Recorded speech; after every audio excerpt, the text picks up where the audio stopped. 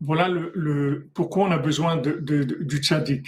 Voilà pourquoi on a besoin du tzaddik. Parce que des gens qui vont vous dire des GPS qui tiennent pas compte de votre positionnement, il y en a beaucoup dans le monde.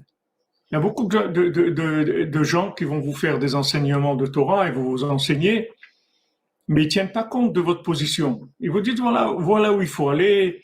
Tu sais, il faut étudier beaucoup. Il faut faire attention de ne pas perdre de temps. Il faut pas faire bitul Torah. Il faut pas faire de la shonara.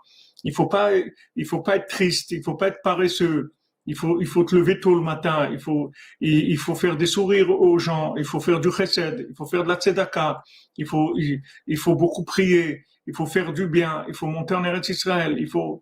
Ok, il va vous dire il faut des milliers de il faut. Ça, c'est le chemin que le GPS y donne pour arriver à cet endroit-là.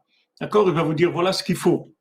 Mais maintenant, si tu tiens pas compte de qui je suis, en fait, tu m'as rien dit du tout. Tu m'as parlé une langue que je comprends pas. Donc, tu vas pas m'aider. On sait tous où il faut aller. On le sait tous. Il faut faire tchouva, il faut aller vers Hachem, on le sait. Mais nous, ce qu'on a besoin, c'est du Targum. On a besoin de Targum. On a besoin de quelqu'un qui nous traduit, qui nous dit, voilà ce que ça veut dire pour toi. Donc, qu'est-ce qu'il fait le tzaddik? Et c'est le seul qui peut faire ça.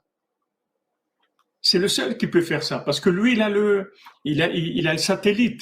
C'est le seul qui peut faire ça. Parce que le satellite, il voit pas uniquement toutes les routes. Il voit où vous êtes. S'il n'y a pas ce paramètre-là, on n'a rien fait. Donc maintenant, mon cher Rabbeinu, quand il les envoie, mon cher Rabbeinu, il leur dit passez par là, c'est-à-dire passez par le Psolat d'Eretz Israël, c'est-à-dire ne passez pas par le vrai Eretz Israël, parce que ça va vous exploser vos récipients, vous pouvez pas.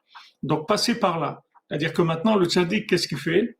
Il habille la Torah dans un langage qui est un langage de profane. Alors, comme on a vu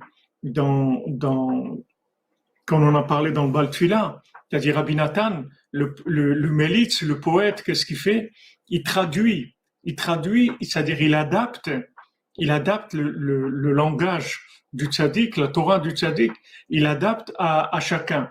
Et comme on a vu dans le Sipurim Asiot, la langue qui est la plus adaptée à faire ça, ce travail, c'est le français, puisque ils ont choisi un français fou. Donc, c'est-à-dire qu'ils ont choisi celui qui maîtrisait le plus le principe de la traduction. Seulement, il n'était pas branché sur ce qu'il fallait, donc il orientait les gens n'importe où, parce que son orientation, elle n'était pas bonne. Mais le langage est bon.